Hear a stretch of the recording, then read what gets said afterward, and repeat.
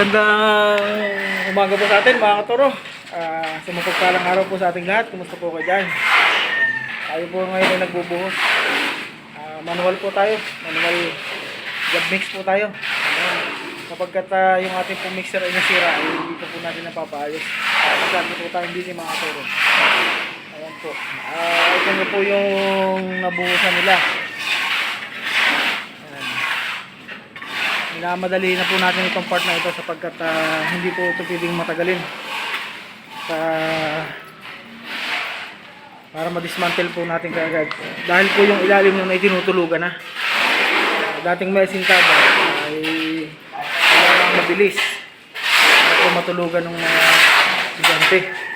Ito po, manamano po tayo. Manamano buhos po mga katoro.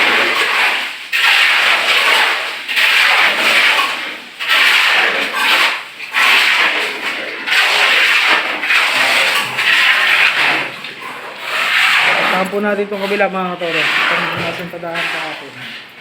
Ito po yung nasintadahan kahapon mga katoro. Itong taas. Yung pong ilalim mga katoro ay tapos na. Ayan po. Nasintadahan na po natin. So itong part na ito naman po yung kulang. So may balance pa rin po tayo na sa sanitary. Ayan. Siguro po yung water line natin mga katoro. Ang ating pong inakabit na ay hindi na po tayo gumagamit ng PVC. Tayo po ay PPR mga katoro dahil po ito ay napakatibay. Kung po sa mga nagpapagawa dyan, payo ko lang sa inyo kung kayo magpapa-install ng sa water line, ito po ang mas the best. Ito po ay pag napakuan natin yung natira ng heater, naghihilom po ulit yan mga katoro. Hindi po basta-basta na tanggalan, hindi po nababasag. Yan. Kaso lang po gagamit po kayo dito ng plancha, ang tawagin plancha.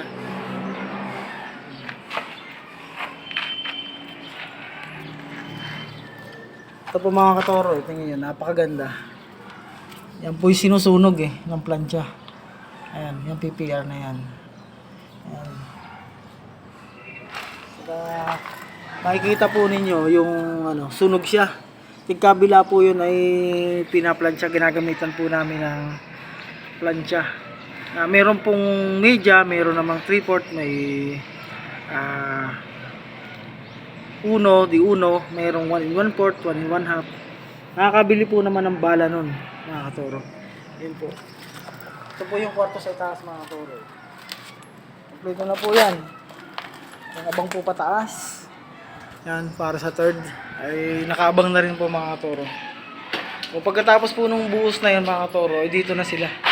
So itong part ng room, itong banda dito, ayan, ito na po yung ating gagawin mamaya. So hintay lang po natin sila yung matapos.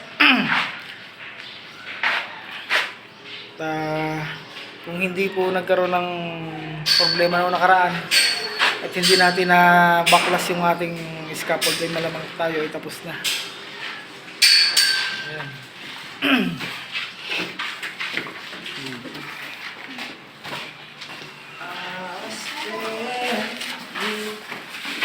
Yun Kuya Marvin, wala kang turo ngayon. Kuya Marvin, construct muna tayo. Si Sir Marvin. Sir Marvin po yan.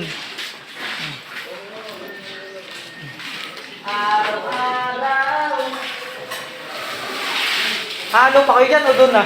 Doon na, no? O, doon na. Baka naman kayo magsubra. Sabagay kung magsubra, pwede natin palaman. Ano? Okay.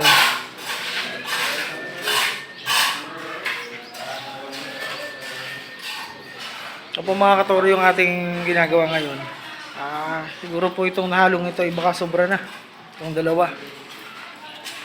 Babalik na po tayo dun sa pag-asintado sa kabila. Wala na ba kayong tubig? Oo.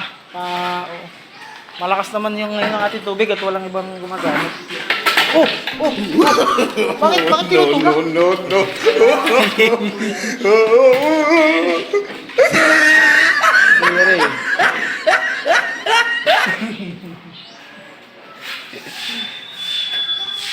Shout out daw po sa mga taga-Dalahican.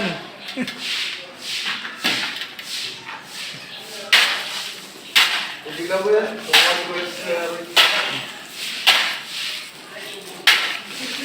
Asya na siguro yan. Ito mga katoro, mga kaibigan, yung ating gawain ngayong umagang ito. At sa mapagpalang umaga po sa ating lahat, mga katoro, mga kaibigan. Kumusta po kayo dyan? Tayo. Yan mga katoro, tapos na po yung buhos natin. Lumipat po sila din sa pag-asintada sa kabilang kwarto. Yan, mabilis ang buhos po, tapos na agad. Mga katoro, mga kaibigan, yan po ay kasabay ang beam sa floor slab. Yan mga katoro, tapos na po. Ito po ay kung ako'y babago sa inyong page, sa mga padaan, pakiclick na lang po yung notification bell, like and share po para po update kayo sa aking mga video. And subscribe na rin po mga katoro, mga kaibigan. Yan, sa mapagpalang umaga po sa ating lahat. Nandito na lang po yung video natin.